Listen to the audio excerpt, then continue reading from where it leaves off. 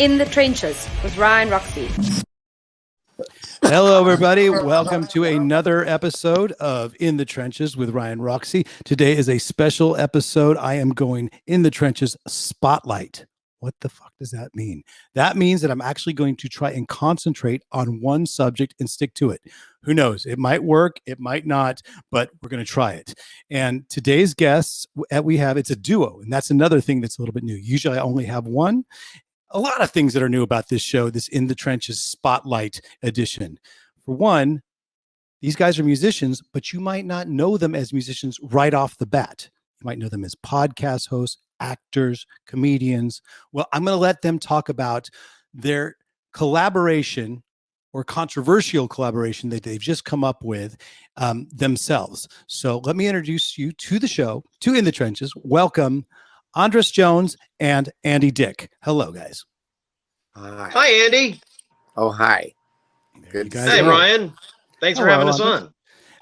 Just so you know, I really did practice your name. I have it written down in phonetics, so I hope you're proud, because everyone must say. Well, how do you say it, Andy? Andras. Yeah, He hates it when I do that. It's like some sort of Starbucks employee. He doesn't say it like that anymore. That was just 1 decade of our friendship. Has a Starbucks employee ever got it right? No. I only write AJ for Starbucks employees. I keep it simple. But you're the first podcast host who's ever got it right on the first shot. So bravo, Ryan. Thank you very much. I'm batting 1,000. Wait, yes. Give me 10 more minutes. So how did you spell it out phonetically? Like how? What did you Ondras. Andras. That's the way I thought. Is that okay? That's right. Yeah.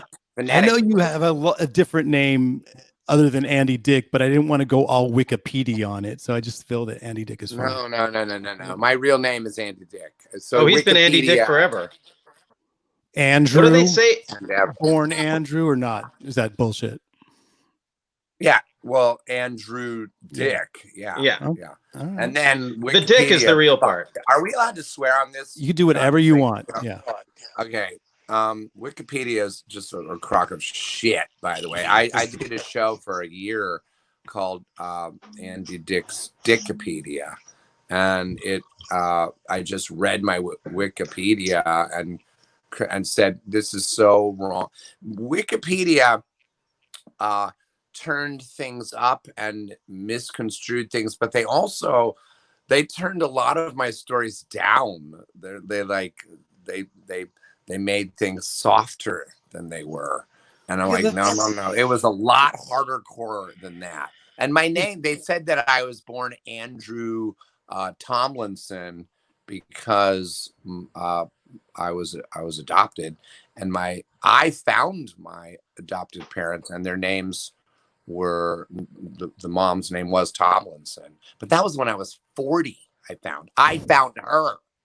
Okay. I'm always curious of who the Wikipedia police are. Like, how do they? People. They're just like us. You're supposed to be the police. I'm supposed to go on and change what's right and what's wrong, but I don't have the fucking time for that fucking bullshit. And my Wikipedia is not better. It's worse. It's longer than Tom Cruise's. Well, that's something. Got that going for you. It's because people just add on junk and bullshit, and I just never take it off. Well, I was thinking about that because I did actually browse by it, but then I felt the best way to go and find out more about you guys was just go on your official websites, and then I didn't see. I found out a few things. I found that your podcast, which was called 8 Ball. Go ahead. I want you to Radio 8 Ball. Radio 8 Ball. I want you to explain the theory of it and the sort of the way it worked, because it seemed very interesting because of your parents being, your dad being this sort of dream psychologist. Yeah. Psychologist. So it's pretty simple. It's a pop oracle. It's a musical divination show. We answer questions by picking songs at random and then interpreting them like musical tarot cards. And so there's a lot of different ways to do that. You know, you could have an artist come in with 8 songs and spin a wheel, and it lands on like, well, there's the wheel right there.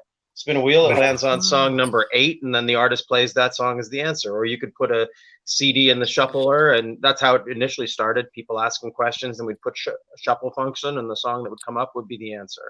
I just thought that back piece was set piece for a Delight video. Yeah, Huh? no, Delight that's Slam. yes. Well, you know, you got to bring back the light.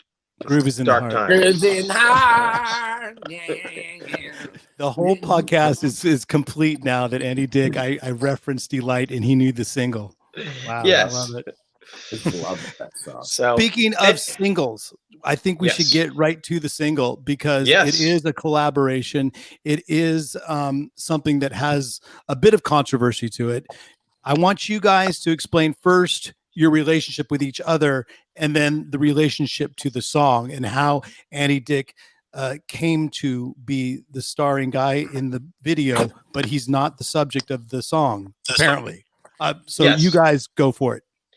Okay, well, Andy, do you want to say how we met? I moved to Los Angeles in, what was it, 1984? No, 88. Oh, really? Okay. Well, we met in 88, right after I finished the film Far From Home with Drew Barrymore and Anthony Rapp. Yeah, who was your friend from Chicago. I was in Oliver, the musical Oliver with him. I was just talking about that yesterday. We went to school in Joliet, Illinois, outside Chicago. Anthony Rapp, who was one of the guys that developed it, by the way, Rent. Did you know that? He worked for a year to develop that thing. I'm really bugged by my camera. Can I flip it? Is it going to mess things up if I go like that? That works great. Yeah. I'm more used to our conversation. It looks so good. anyhow, I don't know why it's just bad. Okay. So he became a movie star. Anthony did. Then he was doing that movie with you, Far From Home, like you said, with Drew Barrymore. And you guys did you live with Drew in that house? No. I lived in an actor house where a bunch of people would always hang out, but Drew didn't live there, nor did Anthony. But that's where you came and hung out with us. Josh Clayton lived there? Josh Clayton Felt from the band School of Fish. And that band was great. Yeah. Can he play that during this podcast? I'm going to play your clip. That's the one I want to play. But I'm going to go after the podcast is over. I will get into School of Fish. I remember that. Yeah, Los Angeles. Three strange days. Anyways, he passed away of cancer. By the way, that's sad. He was young too, but so somehow you let me live in the house. Well, yeah. So basically, this is what happened. Andy was you were married at the time to your wife Yvonne, with a child, your child, a less than 1-year-old child, and you were living in this hovel in near the old Scientology center, and you got kicked out. And why did I get kicked out? I think you just didn't have any money, and basically, of course, you sent your wife and child back to Chicago. And are you sure you're not talking about last Tuesday? Some things never change. Tough times, my friend. Always with me. So, but you were the funniest person I knew, and so I was like, of course you can stay here. And I thought you'd pay rent. You didn't. You quickly regretted that decision. No. Big fights. I remember you saying, I think you wanted to borrow my boombox, and that was the only thing I had. It was like I spent the money my mom and dad gave me for books in college. They gave me $400 to buy books, and I said, you know what? I'm gonna buy a boombox, a JVC boombox for $400, and quit school. They'll never know. Choices. And you wanted to borrow Life it. I'm choices. like, no one touches it. You can't touch it. You got so mad because I was living for free. You were living for free in my place. I was like, are you saying that if I borrow this boombox, you would rather not live here, because if I can't borrow this boombox, you're out? And you were like, okay, I'm out. And you'd think that would be the end of a friendship, but it was the beginning of a beautiful friendship. Yeah, well, we've had very, very many ups and that Oh, fight yeah. we had on that day was we were screaming at the top of our lungs. Yes, we were young and we had very healthy lungs back then. So that was before all the lung damage Yeah. had taken place. So And it was a beautiful house on Lonpre. It was one of those yeah. those old, like it looked like a haunted house. You said it got ripped down. Yeah, now it's just an apartment building on the corner I of always say that Person and DeLongpre. DeLongpre is the upper class fountain. Right? It's just, Yeah, It is. it's the Beverly Hills right. of the fountain. Yeah, Yes, it is. I know that area. So you guys are living together. At one point, you, Andras, produce an Andy Dick record.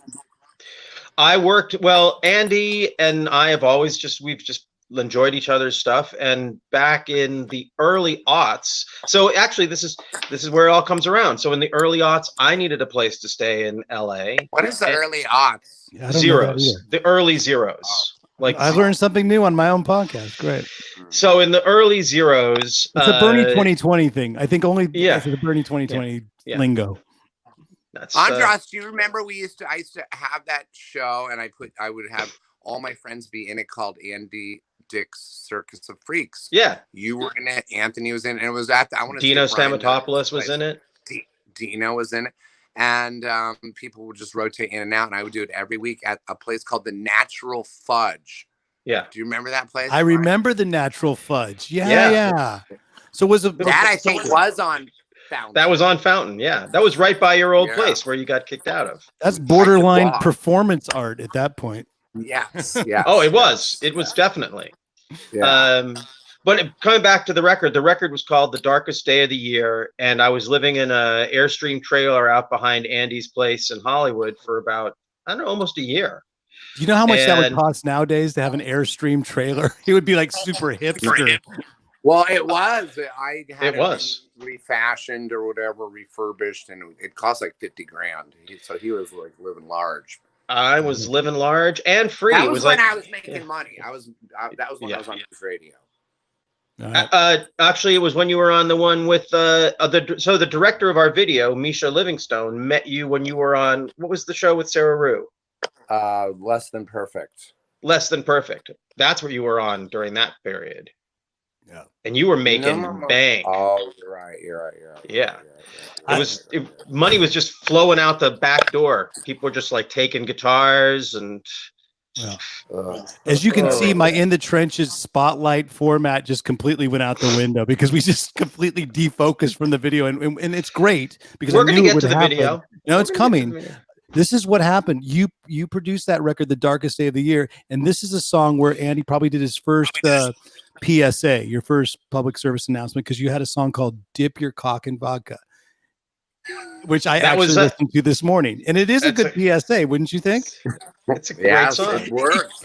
It works, man. If you think you put your thing in a precarious place, or like, or it's right away, dip it in vodka. I have upped the game now. I spray it with vodka. You have a spray bottle. And not only that, it's vodka, water, good water, and just like 10 drops of tea tree oil in a spray bottle. I have it right now. It kills the COVID.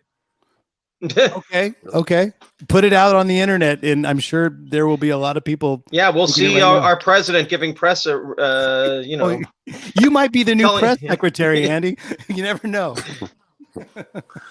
Can you believe I dated people are saying what girl? You should dip your cock in vodka.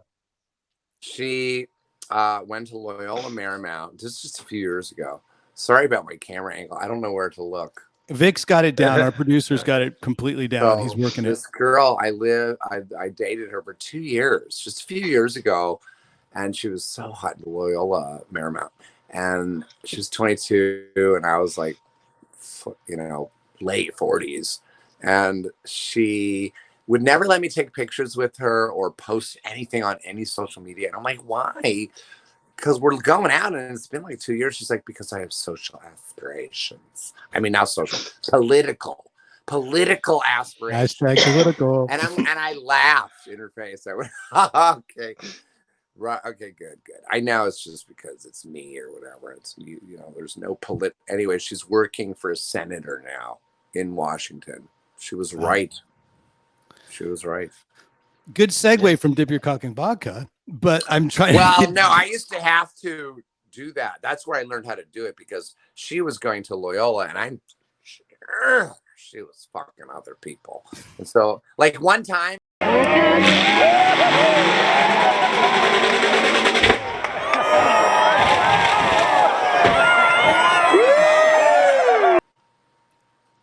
Aha. Okay. Andy. That would definitely. Do you know which red flag senator it was? Vodka. It's a female senator. I know that's where you were going. I knew you were thinking. So which one is she? Does she work for Klobuchar? I really don't know, and I already said too much. I am going to very cleverly edit all this stuff out and go on that album, The Darkest Day of the Year. As a musician, Andy Dick, you are credited as lead vocal, slide whistle, and vibra-slap. Are there any other instruments that you are responsible for playing? I don't think we did the kazoo. The only one I can play is the kazoo, and I don't think we did it on the album. So vibra-slap is a lie. No, vibra-slap is me. I did that, and the slide whistle. But what is which album was that, Andras? That was Darkest Day of the Year. Oh, that's my favorite one. That is so good. Now the thing is, on that album, don't know about that. People don't know. Ryan. They're going to now. They're going to now. I'm really proud of it. It's a really Willie Wisely, who produced it with us. He's a really, really talented producer and songwriter himself. And I just think, I was a fan of your music already, Andy, but the reason I wanted to work on that was because I just felt like a lot of times comedy records don't get the same kind of production that I think a good singer-songwriter or a good pop record does. And I felt like your stuff deserved it. And like on songs like Dip Your Cock in Vodka or Good Luck with That or Look at Me. I think those are all just like actually great, like legitimately solid songs. That Andras and I wrote together for the most part. Some of them I wrote with Willie or other people, but we would write. There's 3 different ways we would write music. One of them is he would just write musically the song and send it to me, and then I'd put the words to it, and then sometimes change the melody or something here and there. Or I would write out a whole song with the words, send it to him, and he'd put the music to it. Or, and this is the most fun way, we would just sit in a room for hours and hours and hours while he played and I riffed and I improvised and he played. And that's always the most fun, but it would take hours. That's all. It worked because I was living in the trailer. You know, when I was living there, it was easy to just give days to. That's the Airstream. Following you around with the guitar. But I'm thinking there is some point where there comes a little bit of a grift, a little bit of a grind, and in edges rub. Was there ever a time that maybe Andras played on an album but the tracks were left off? And could that have started some sort of controversy? Are you starting to? You're trying to stir things up here, and then I'll leave. No. Well, are you talking about that stupid ass fucking piece of shit song? Perfect. That's all. That's my soundbite. That's all I need. There were songs that I wrote that are in your movie. Got it, soundbite. We're done on that. All good. Now. What was it called? Andy Rohn, first time director. Danny, are you shitting on me? Danny Rohn. Danny Rohn, first time director. And I wrote several of the songs that are in that film, but I was uncredited. But all right. Don't worry. Oh, well, that's just an oversight, buddy. And I told you that. I know. I've been oversighted many times. You know that Peloton commercial? That Peloton commercial where the girl's riding on the bike? I wrote that riff and completely uncredited and never made a nickel off of it. And that was a video that was on all the time. Yeah, remember when that was a problem for the world? Like 2 months ago, that was a big deal. Like, I can't believe a girl's on a bike and she's fat shaming her. Now, like, yeah, that's like a different world ago, right? Yeah, you're right. Hey, why are you in Sweden, by the way? I'm in Sweden because, well, it used to be because, you know, came here for the weather and the taxes, but obviously that's a bad joke. I was married to a Swede and then I got divorced, and now I'm married to a South African in Sweden. So it makes complete sense. And so, yeah, my 32-year-old son married a Swede, and I think she married him to get to get her green card, which she did get, and he's a dual citizen now. And he might move over there. I'm an Ameri-Swede. I'm considered, and my two kids are Swedish and American as well. So that's why I'm sticking here. But even though I'm married to a South African now, so if I was to actually move down to South Africa, I could actually go for 3 passports and be some sort of international man of mystery, I guess. I would do it if I were you. Aren't South Africans? I dated a South African guy for a while. Really? He was gorgeous. Aren't they like they're weirdly beautiful? No, here my wife is gorgeous, and everybody thinks that she's Swedish because she's super tall and blonde. Yeah. Everybody thought that because the guy I dated was white and blonde and just gorgeous, and he looked like a Swedish guy. Yeah. So did a bunch of people from Sweden come down to South Africa and take over? I think it's all about the Spice Wars. You know, not the Spice Girl Wars, but the Spice Wars, right? Mm-hmm. And in every disaster, it's true. And the thing is, like in every disaster movie, they always go back to South Africa as the place that's sort of the beacon of hope. You know, why? I guess we'll see. I don't know. But let's bring Andras back. I want to talk a little bit about this video. I want to show a clip because the girl that's responsible for getting us all together on this real quickly, she's here. So I want her to say a very quick hello. Oh. I want Lourdes to come on. Lourdes, there you are, darling. Hello. Hi. Hey. Hi. I know her. Hey. Yeah. I'm so glad I came in. She came in right during the fingering comment. Perfect. Oh, perfect timing. I love y'all. I miss y'all. Miss you too. Where are you? Awesome. I'm in Austin. Where? Now. I was in Louisiana. I went back to Louisiana. Yeah, and so now I'm. Turn your camera sideways. Turn it the other way. Thank you, Andy. Is that better? Yeah. Is that better? Oh yeah. Yeah. I don't know how everybody knows where to look though. I'm having trouble with that part. You're doing fine. Idea. No, you look great. How are you? What are you doing down in Austin? Studying. I'm doing my nursing, so they had to close the campus, and so I have to do it all online. And I'm teaching my kids. So in the meantime, I teach them to do remakes of the old videos of Dead or Alive. So they're getting in history. That's good. Yeah. She got 2 Now, how do beautiful you kids. know Andy, Lourdes?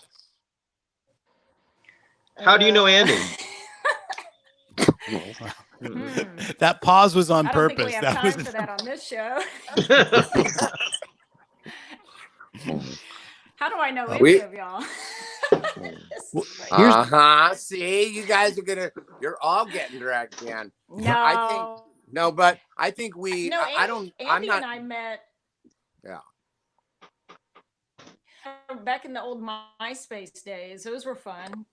Through that. Oh, yeah. I still have my MySpace. I still have mine. Champion. Do you?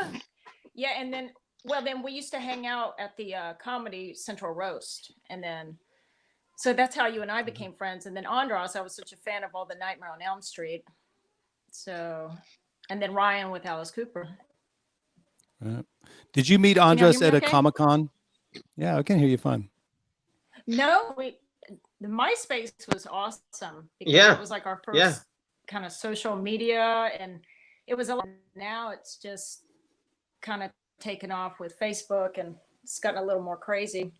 But it was really fun in the early 2000s because we could all get together and go to a certain spot or go to the Cat Club and hang out, and it was kind of a cool. It was fun. It was really fun. We had. And in fact, we wrote a song about MySpace for Andy's record, The Darkest Day of the Year. What was it called? What was that one called? My Fucking Space. Yeah. Yeah. Oh, I love the music video, guys. It's so fun. I love the face. Speaking of, And now he that has you that are perfect face, always pissed off. well, the three of you guys are here now. You brought us on. You brought us together. Thank you, Lourdes, for setting all Yeah, this up. thanks, Lourdes, by the way. Thank you. I love y'all. And the reason why we're here, I want to play a little clip of the actual song, Absolutely No Sense of Humor.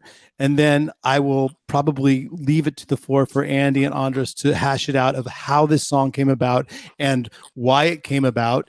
And I will say goodbye to you, Lourdes, right now, but thanks for putting us together. And I will actually play the clip and then you guys discuss. How about that? So let's, Vic, hit the clip.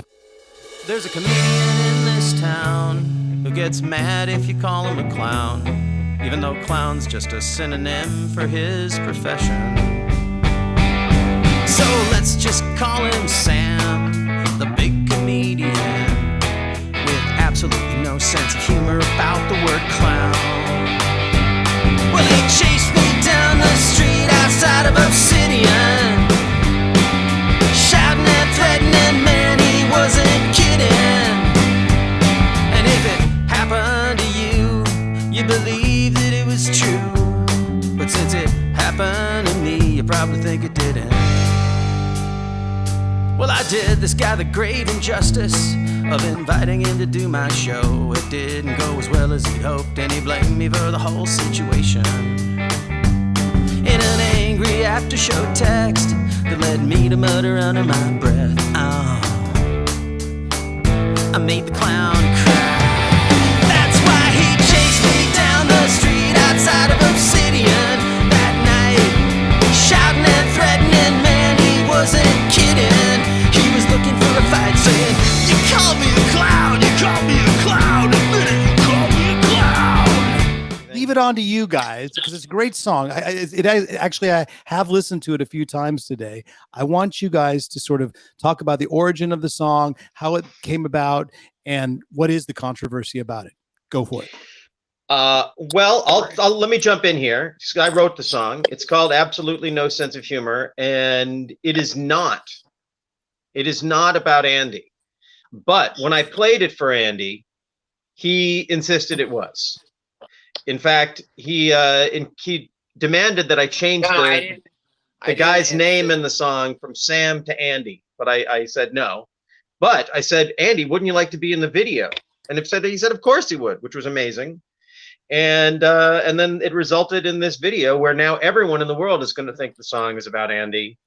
And so, well, yeah, but you messed up one tiny piece of information. Correct me. I didn't insist that the song was about me. I insisted that the song should be about me and that you needed to change a couple of the lyrics that weren't about me.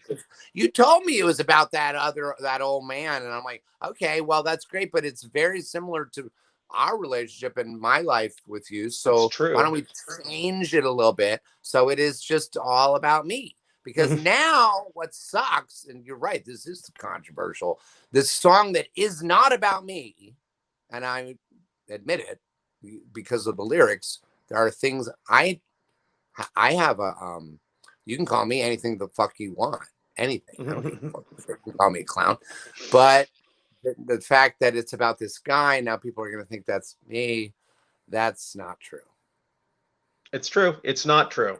It is true that it's not true that it's about you. But I wanted it to be about me, and I wanted to collaborate and change. This is where I feel Andras gets curmudgeonly, and he gets too rock hard, and he can't move, he can't budge. He's like stuck in his way, and maybe this is why, because now we can talk about it and argue and whatever. But it would have been nice. It could have been a really nice song about me. Well, I've enjoyed the song. I'm sure our listeners will enjoy the song as well. They can find it on YouTube as we speak. I do want to sort of figure out where to find you guys, have our listeners find you and sort of follow you. They already do, Andy. They already do, Andras. I know your hardcore fans do, but the people that are just listening to the In the Trenches Spotlight edition of this, they're going to find you on MySpace. Andy, is that where we go? No, come on. I'm just on, Instagram, and I'm on TikTok, but I only made one so far. I think it's a bold decision. I think it's a bold decision to go on TikTok. For me, that's one of those things where, because I have a 14-year-old daughter, and that's her jam now. So I just gonna go. Yeah, that's your world. It. There's only really rich, successful sporting people can do it, like J-Lo and her husband or something. They're the only ones I think that can get away with it, and I don't think they do. Now we can. Your daughter lives with you, or she's well, you know what? Our arrangement that we have is that she's like 5 minutes away from my ex. We live, it's Stockholm, right? So everything's kind of close. It's all apartment living. It's kind of like living in West Hollywood. Stockholm is West Hollywood. I will give that, Oh, a lot of gays. Well, yeah, and a lot of 2-bedroom apartments, basically, is what you're talking, So because on TikTok they do those family dances and stuff like that. You know what I'm talking about? And like Bruce Willis and Demi did one that like they do a famous song. I just found out that when they do those famous songs and everybody's doing those boom, and then the next person in the family is behind them, and they do that. You know what I'm talking about? That the artist that plays that song gets paid. Okay. Did you know that? Really? Yeah. I'll take it. Yeah. Well, you know what? You guys on your computers? Are you guys on your computers? Yeah, we're on laptops, so we have it a little bit. Okay, that's what it is. Because I'm like, I just cannot the fuck get this angle. No, I have to look over there. But when I look over here, it's just that's perfect.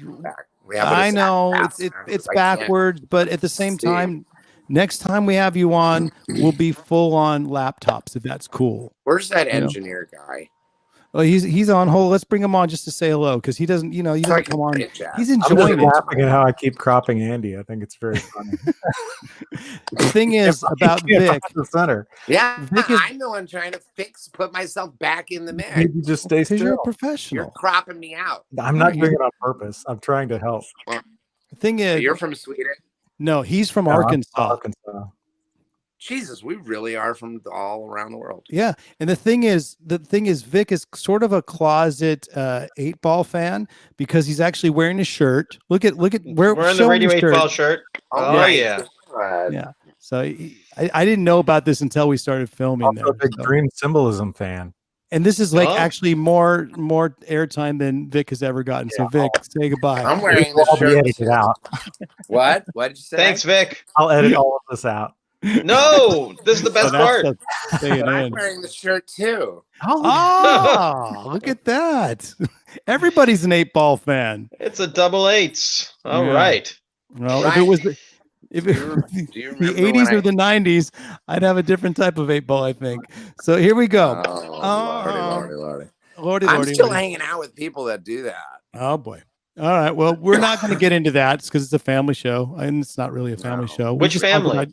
Dip your cock in vodka. How much of a family show can it be? Yeah.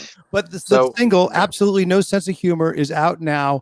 You're starring in it. It's produced by Bruce Witkin, who we also know as from Hollywood Vampire fame and from the old days at the the Viper Room. Absolutely. So how did your relationship with Bruce go?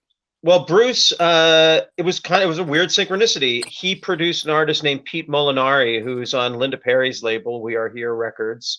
And Pete was on Radio 8-Ball, and we needed a place to record it. And Bruce offered his studio. And at that point, I had just written this song. And so I played it on the show. And I asked him, hey, do you think I could come into the studio for an afternoon and record it? And it was one of the most...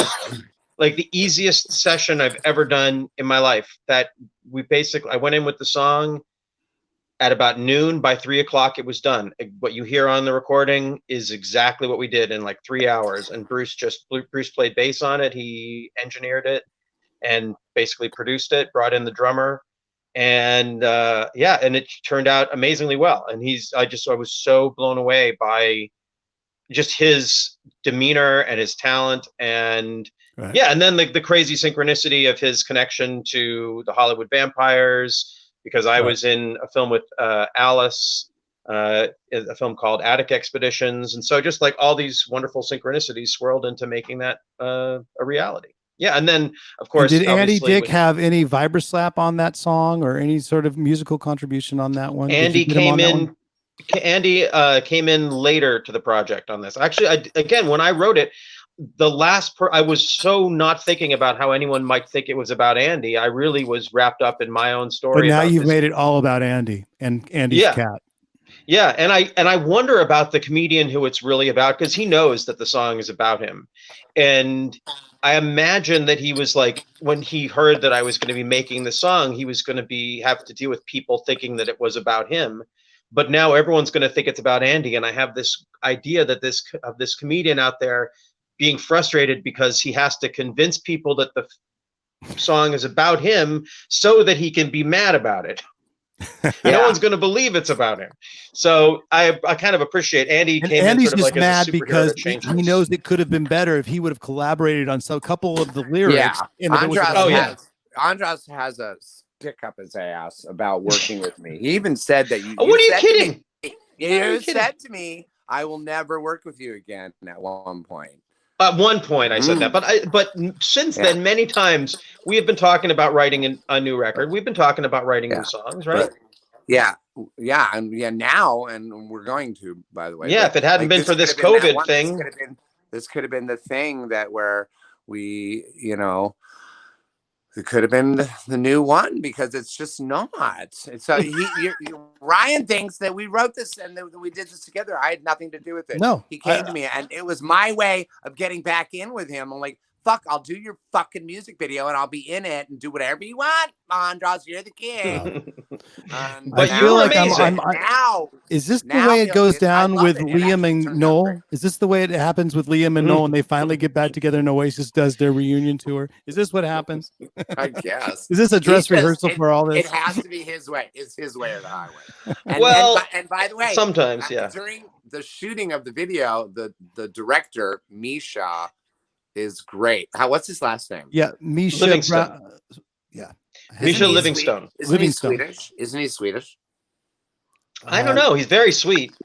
I did not do the research on that. Swede. He's a Swede. Well, either way, he's so fucking good. He kept coming up to me saying, Andy, and he has an accent. He goes, do less. Till I was not really doing anything. And that's what's so, that's Swedish. The stillness in those shots. That's when. Let's just talk about the video for a second and your performance in the video, because that was to me the real thing that was great about it. Because Misha came with this idea of everyone sees Andy as this goofy, flying off the handle character, and he saw this like classy elegance in you, and just captured those shots of you just sitting there. Yeah, but when I'm just sitting there. Just know I'm just thinking about what a fucking ass. and you, Andras, you're the one that's going nuts. You're freaking out right next to him, all over him. I love it. I'm just sitting there. I really am thinking, God, look at him. He's really going to town. This is me for 30 years. Now I can sit here and just watch him. He's the fucking clown. Who's the clown now? Motherfucker. Well, that's it. I become the clown. Yeah. I just walked off and I left. That's absolutely no sense of humor. That is the new single by Andras Jones and guest starring Andy Dick. Thank you guys so much for coming on our sort of, I tried to be in the trenches spotlight, but it ended up being a multitude of things. I would love to have you guys back on when you do your reunion tour. When all this, we're going to. We're writing. Yeah. We're writing right now. We will. We'll come on, and I'll have my computer. I have a computer. See in the corner behind that crap.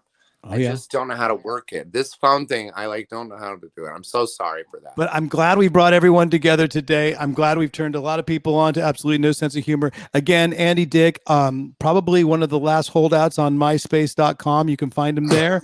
And run up. There's other places. Oh, all right. That's right. Andy Dick on Instagram, at Andras Jones at Instagram. I'm at Ryan Roxie at Instagram. Thank you guys for being on.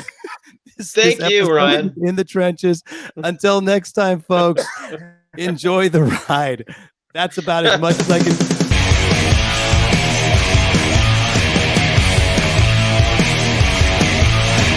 In the Trenches with Ryan Roxie.